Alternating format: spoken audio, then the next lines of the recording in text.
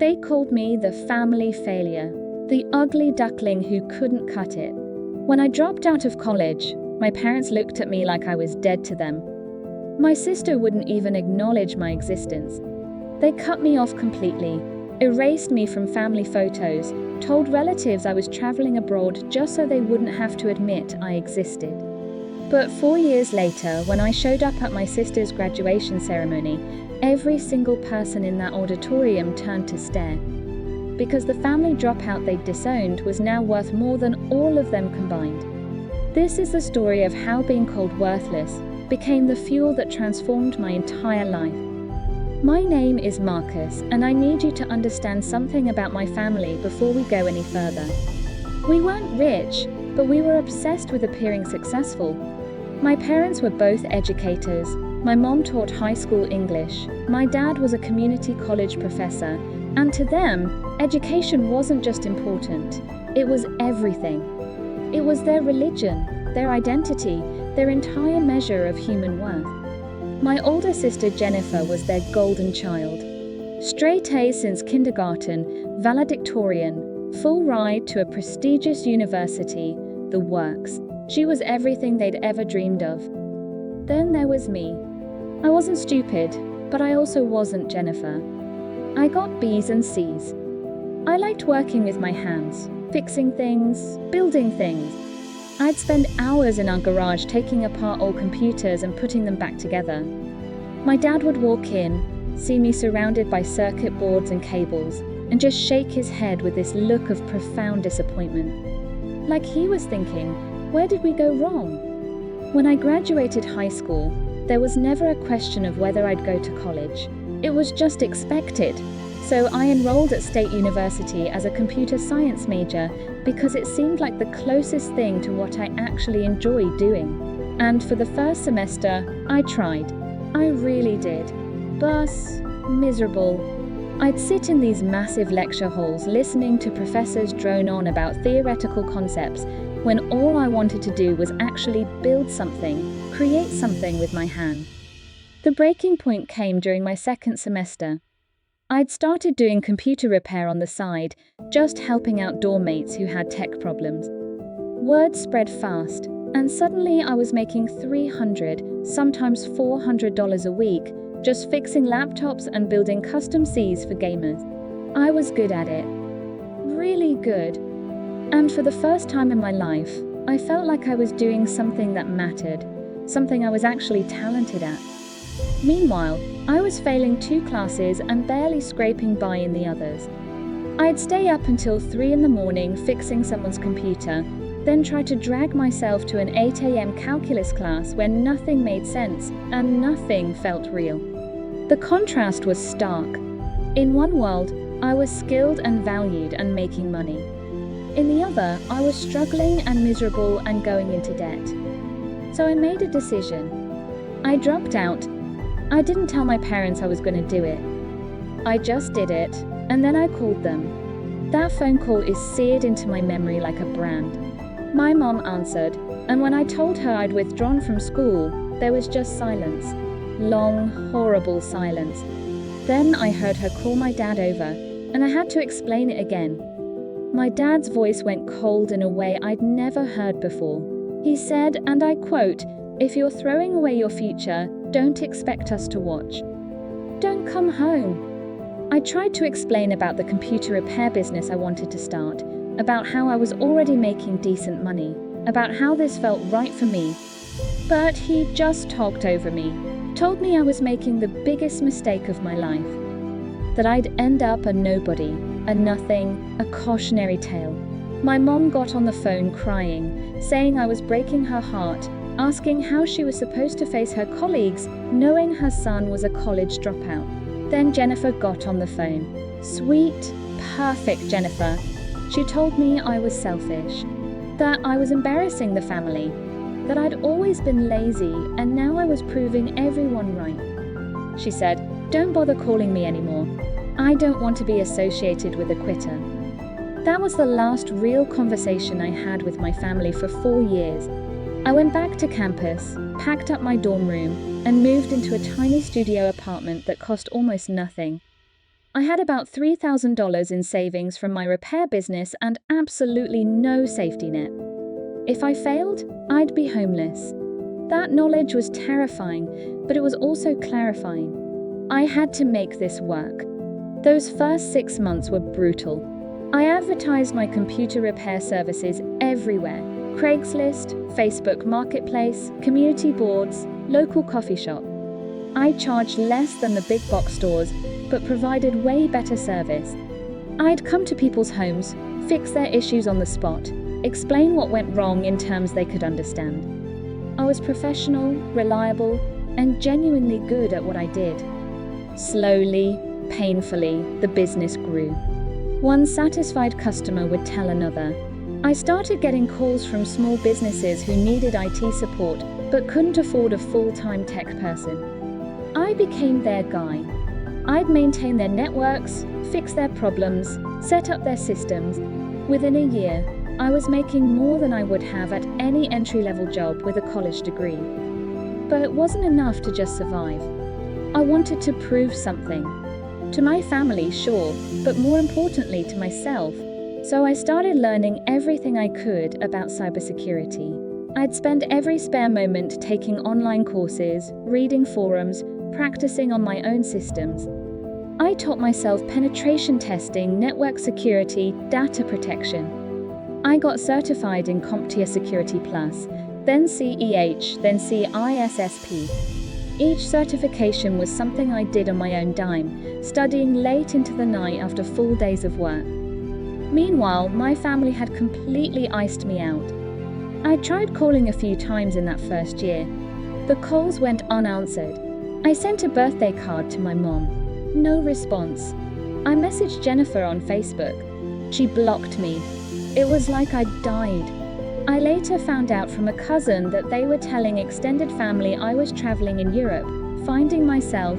They literally made up a fake life for me, rather than admit their son had dropped out of college. That hurt. It hurt more than I wanted to admit. There were nights I'd lie awake wondering if they were right, if I was just a failure, if I should have just sucked it up and finished that degree. But then I'd look at my business, at the clients who trusted me, at the money in my bank account that I'd earned with my own skills and effort, and I'd remember why I made this choice. In my second year on my own, something crazy happened. A small regional business I'd been providing IT support for got hit with a ransomware attack. Their entire network was encrypted, and the hackers were demanding $50,000. They were panicking, ready to pay, but I asked them to give me 24 hours. I'd been studying ransomware for months. I knew the common attack vectors and vulnerabilities. I worked through the night, found a backup they didn't know existed, isolated the infected systems, and restored their data without paying a cent. The owner was so grateful he told everyone he knew. Suddenly, I was getting calls from businesses all over the region wanting me to assess their security, set up protections, train their staff. I hired my first employee, then my second. I moved out of my studio apartment into an actual office space. My little one-man operation was becoming a real company. By year 3, I rebranded. I wasn't just Marcus fixing computers anymore. I was Secure Start Solutions, a cybersecurity consulting firm. I had 8 employees, a client roster of over 50 businesses, and annual revenue pushing 7 figures.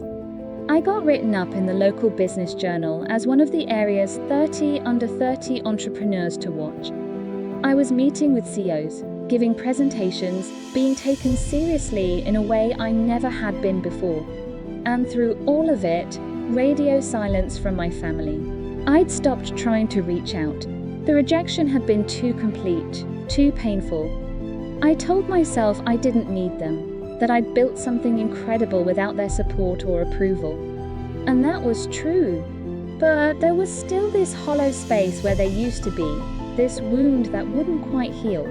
Then, about 4 months ago, I got a LinkedIn message from Jennifer. Just 3 words: "Mom has cancer." That was it. No apology for 4 years of silence. No acknowledgement of how she'd treated me. Just those 3 words. I stared at that message for an hour trying to decide how to feel. Part of me wanted to ignore it like they'd ignored me. But she was still my mom. So I messaged back asking for details. Jennifer told me it was stage 2 breast cancer, caught early, treatable. Mom was starting chemotherapy. I asked if I could help, if I could visit. Jennifer said, "That's probably not a good idea. You'd just upset her." That stung. Even facing cancer, my mom apparently didn't want to see her dropout son. But I sent flowers to the house with a card that just said, "Thinking of you. Love, Marcus." I know if she ever got them. A few weeks after that, I got a wedding invitation in the mail. Jennifer was getting married. The invitation was addressed to me at my business office, which meant she'd looked me up, found out where I worked. But there was no personal note, no olive branch, just a formal invitation like I was a distant acquaintance. The wedding was the day after her graduation ceremony. She'd gone back for her PA and was finally finishing. I wasn't going to go. Why would I? These people had cut me out of their lives, treated me like an embarrassment, refused to acknowledge my existence. But my assistant, this wise woman named Patricia, who was about my mom's age, told me I'd regret it if I didn't. She said, "You've built something incredible, Marcus. They should see who you've become. And maybe, just maybe, it's time to stop running from them and let them run into the truth." So I decided I'd go to the graduation ceremony. Not the wedding, I wasn't ready for that. But the graduation. I'd sit in the back, watch my sister get her fee, and then leave. No confrontation, no drama, just closure for myself. I RSVP to the wedding saying I couldn't make it, but didn't mention the graduation. I wanted it to be a surprise. Or maybe I wanted the option to back out at the last minute without anyone knowing I'd planned to be there. The ceremony was at the university's main auditorium, this grand old building with vaulted ceilings and terrible parking. I got there early and found a seat toward the middle, not too close, but not hidden either.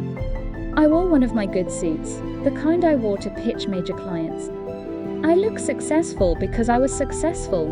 As the auditorium filled up, I spotted my parents shuffling into a row near the front. My dad looked older, grayer.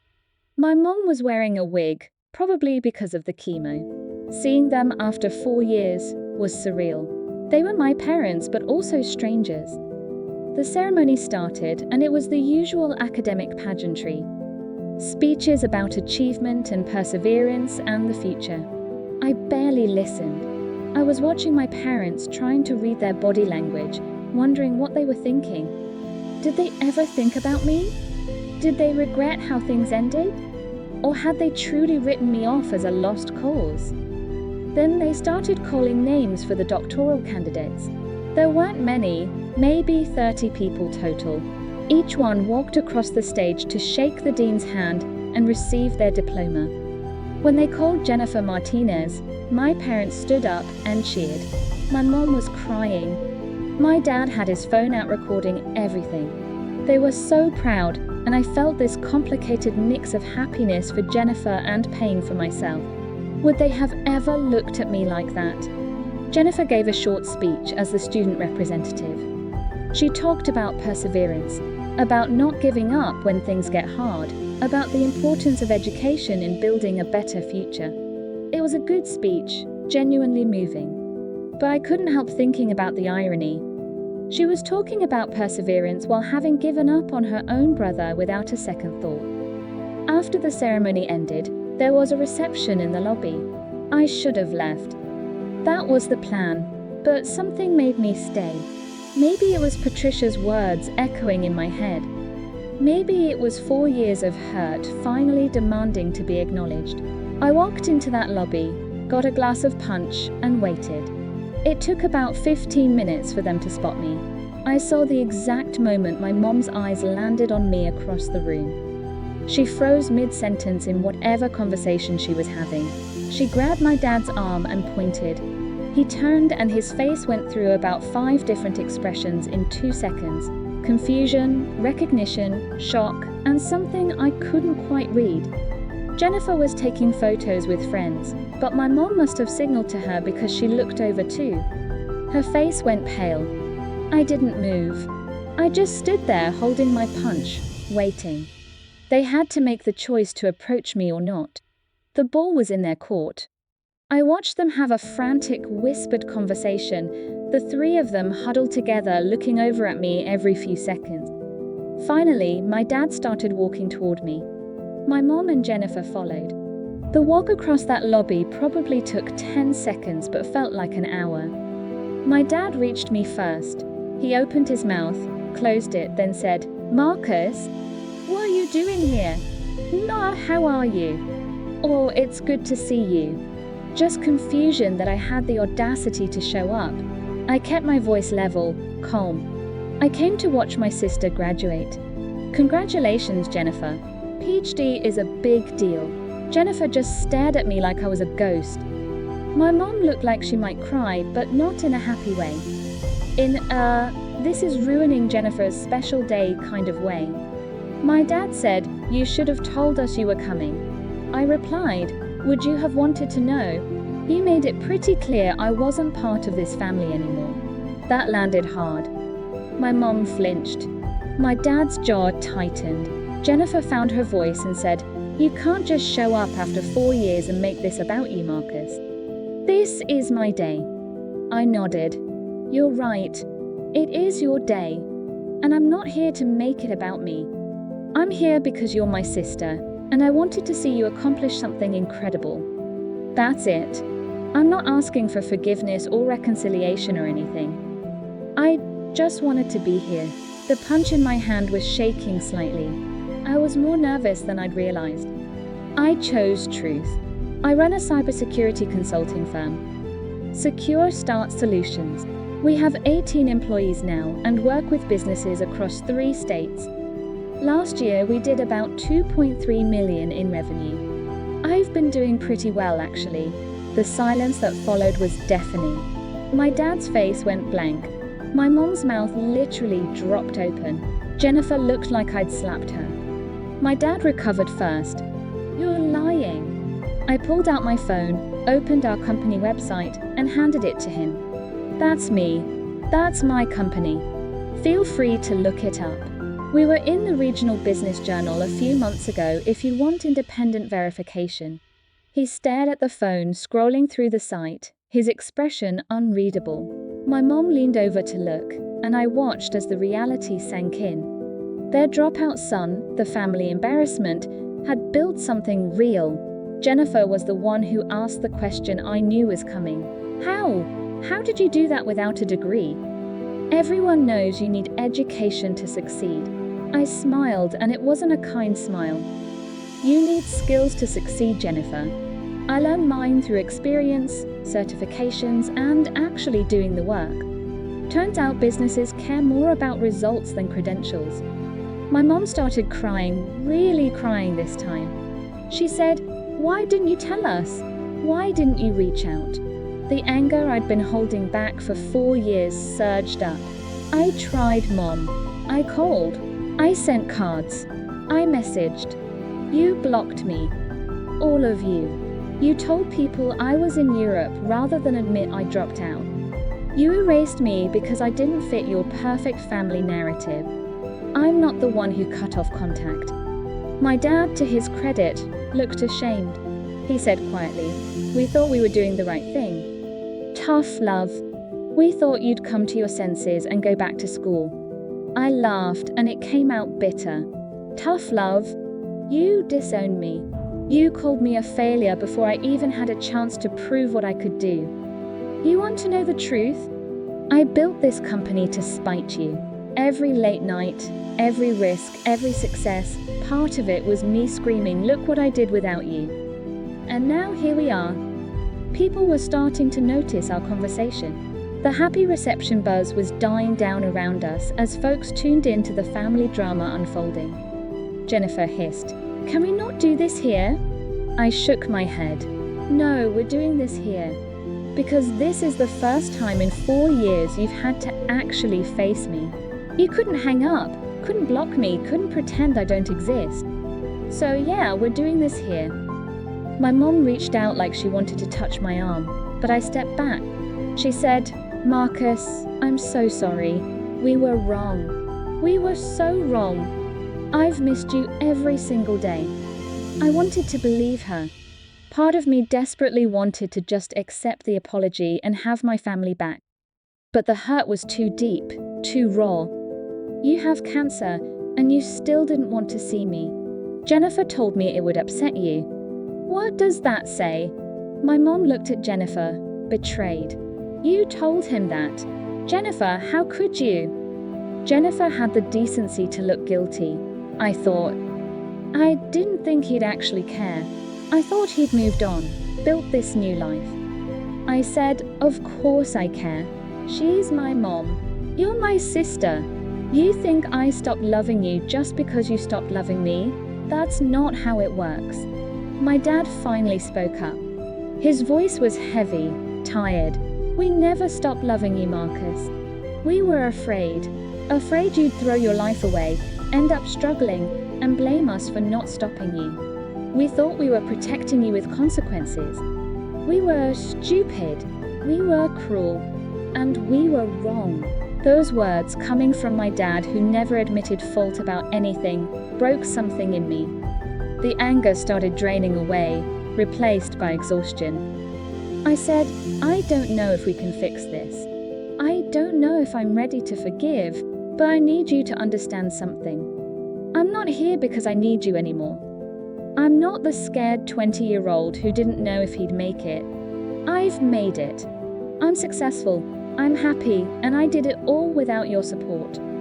If we're going to have any kind of relationship going forward, it has to be because you actually want me in your life, not because you're impressed by my bank account."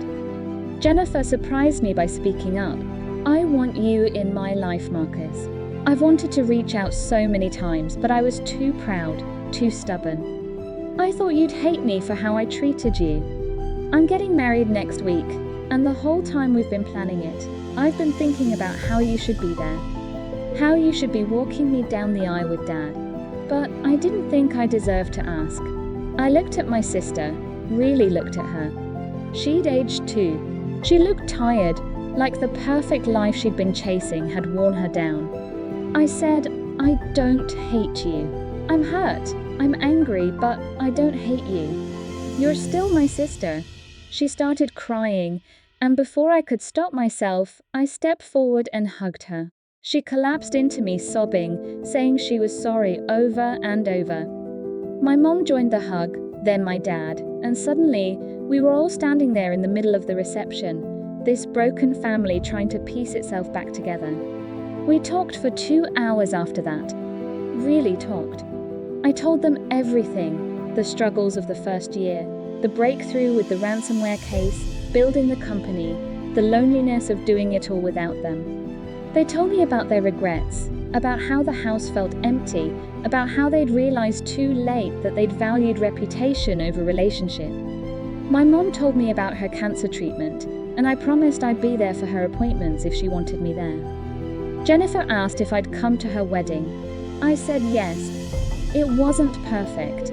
We didn't solve everything in one conversation. There's still hurt there, still trust that needs to be rebuilt. But it was a start. As I left that reception, walking back to my car, I felt lighter than I had in years. I'd proven to them and to myself that I could succeed on my own terms.